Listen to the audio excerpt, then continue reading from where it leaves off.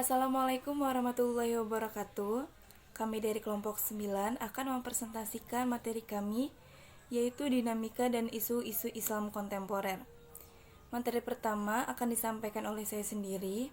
Perkenalkan, nama saya Medita Sari, NPM 2021030085. Materinya yaitu makna Islam kontemporer. Menurut istilah, Islam kontemporer adalah gagasan untuk mengkaji Islam sebagai nilai alternatif yang baik, perspektif, interpretasi, tekstual maupun kajian kontekstual. Materi kedua yaitu dinamika Islam kontemporer.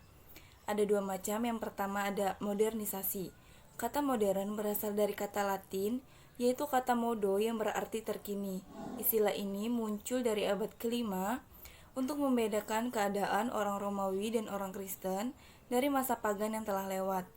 Kata modern, terlahirlah istilah-istilah baru seperti modernitas, modernisasi, dan modernisme. Dan kata modernisme ini muncul sebagai fase terkini sejarah dunia yang ditandai adanya percaya dengan sains, perencanaan, sekularisme, dan kemajuan. Yang kedua ada postmodernisme. Postmodernisme ini muncul dari tahun 1960 dalam bidang seni arsitektur, ilmu sosial, filsafat, bahkan agama. Postmodernisme ini tampil sebagai kekuatan progresif yang menjanjikan pembebasan manusia dari keterbelakangan dan irasionalitas. Akan tetapi, postmodernisme ini dinilai gagal dalam mencapai sasarannya.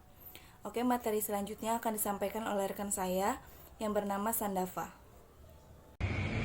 Baik, saya akan menjelaskan tentang Islam kultural dan Islam struktural. Jadi, Islam kultural itu berasal dari kata bahasa Inggris yaitu kultur, berarti kesopanan, kebudayaan, dan pemeliharaan. Munculnya Islam kultural mudah dimengerti apabila kita melihat ruang lingkupnya. Tidak hanya mencakup masalah keagamaan seperti teologi, ibadah, dan akhlak, juga mencakup ke masalah dunia seperti masalah perekonomian, pertanahan, dan keamanan. Selanjutnya, Islam kultural juga tampil sebagai Islam yang lebih beradaptasi, yang dimana lingkungan sosialnya dipraktekkan. Islam kultural menghargai adanya keanekaragaman perilaku keagamaan. Dan juga terdapat Islam struktural, yang dimana struktural adalah sebuah gambaran yang mendasar dan kadang tidak berwujud, mencakup pengenalan observasi sifat dasar dan stabilitas dari pola-pola hubungan antara banyak satuan kecil di dalamnya. Ciri khas struktural adalah pemusatan pada deskripsi keadaan aktual objek melalui penyikapan sifat-sifat interaksinya yang tidak terikat oleh waktu, dan penetapan hubungan antara fakta dan unsur sistem tersebut melalui pendidikan. Terima kasih. Assalamualaikum warahmatullahi wabarakatuh. Perkenalkan, nama saya Feni Sylvia, NPM 2021030064. Di sini saya akan melanjutkan materi yang disampaikan oleh Medita Sari. Post-tradisionalisme. Marzuki Wahid mendefinisikan post-tradisionalisme adalah upaya pembaharuan tradisi secara terus-menerus dalam rangka berdialog dengan modernitas sehingga menghasilkan tradisi yang baru atau new tradition yang sama sekali berbeda dengan tradisi sebelumnya. Nah, Zuhairi Miswari terbagi ke dalam 3 aliran. Yang pertama aliran elektis. Aliran ini menghendaki adanya kolaborasi antara orisinilitas dan modernitas dalam rangka membangun teori analisis tradisi, juga menyingkap rasionalitas dan irasionalitas dalam tradisi. Nah, aliran yang kedua yaitu revolusioner. Aliran ini berkehendak untuk mengajukan proyek pemikiran yang baru yang mencerminkan revolusi dan liberalisasi dalam pemikiran keagamaan. Nah, aliran yang ketiga yaitu aliran dekonstruktif. Aliran ini berusaha membongkar tradisi secara komprehensif yang menyentuh menyentuh ranah metodologis. Nah, yang kelima, jihad dan terorisme. Jihad merupakan prinsip utama dalam akidah Islam. Secara harfiah berarti berusaha keras, tekun belajar, berjuang, dan mempertahankan. Nabi Muhammad mengajarkan bahwa jihad terbesar adalah memerangi hasrat manusia atau menyampaikan kebenaran di hadapan kekuasaan yang menindas dan menderita. Assalamualaikum warahmatullahi wabarakatuh. Perkenalkan, nama saya Kiki Mulyani dengan NPM 2021030242. Baiklah, di sini saya akan menjelaskan tentang isu-isu kontemporer. Yang pertama yakni demokrasi. Pengertian demokrasi. Secara etimologi, demokrasi berasal dari dua kata Yunani, yaitu demos yang berarti rakyat dan kertain atau kertos yang berarti kekuasaan atau kedaulatan. Gabungan dua kata tersebut memiliki arti suatu keadaan di mana dalam sistem pemerintahannya kedaulatan berada di tangan rakyat, kekuasaan tertinggi berada dalam keputusan bersama rakyat, rakyat berkuasa, pemerintahan rakyat dan kekuasaan oleh rakyat. Demokrasi adalah bentuk politik di mana rakyat sendiri memiliki dan menjalankan seluruh kekuasaan politik. Terdapat beberapa macam istilah. Yang pertama, terdapat beberapa macam istilah demokrasi.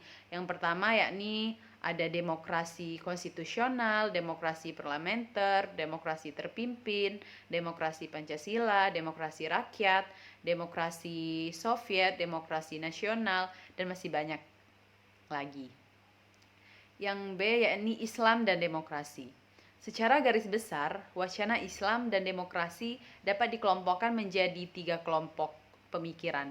Yang pertama yakni Islam dan demokrasi adalah dua sistem politik yang berbeda. Islam tidak bisa disubordinatakan dengan demokrasi. Islam memiliki sumber politik yang mandiri, self-sufficient. Hubungan keduanya bersifat saling menguntungkan secara eksklusif atau mutually exclusive. Yang kedua yakni Islam berbeda dengan demokrasi apabila demokrasi didefinisikan secara prosedur seperti yang dipahami dan dipraktikkan di negara-negara barat. Yang ketiga yakni Islam adalah sistem nilai yang membenarkan dan mendukung sistem politik demokrasi seperti yang dipraktikkan di negara-negara maju. Baiklah, yang kedua, pluralisme. Pluralisme berasal dari bahasa Inggris, yakni pluralis. Dari bahasa Latin, pluralis artinya jamak. Pluralisme dicirikan oleh keyakinan bahwa realitas fundamental bersifat jamak.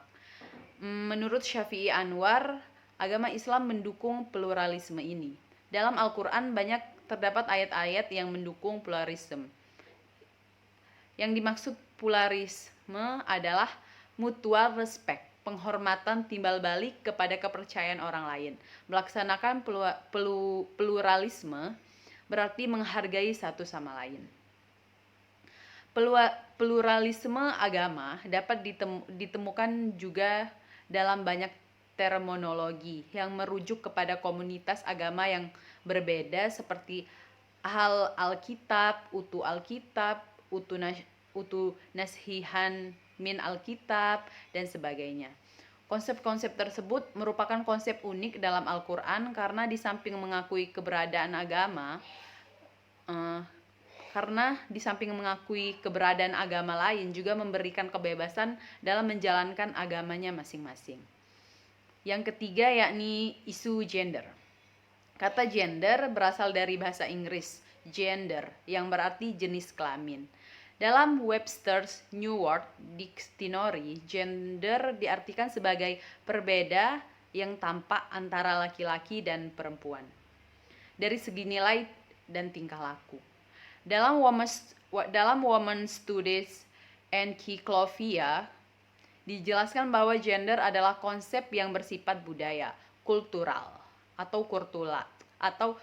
kultural yang berupaya membuat perbedaan dalam hal peran, perilaku, mentalitas, karakteristik emosional antara laki-laki yang berkembang dalam masyarakat. Sejarah perbedaan gender terjadi melalui proses yang sangat panjang. Perbedaan gender ini disebabkan oleh banyak hal antara lain dibentuk, disosialisasi, diperkuat, bahkan dikonstruksi secara sosio-kultural melalui berbagai wacana seperti agama, politik, maupun psikologi. Sekian dari kelompok kami.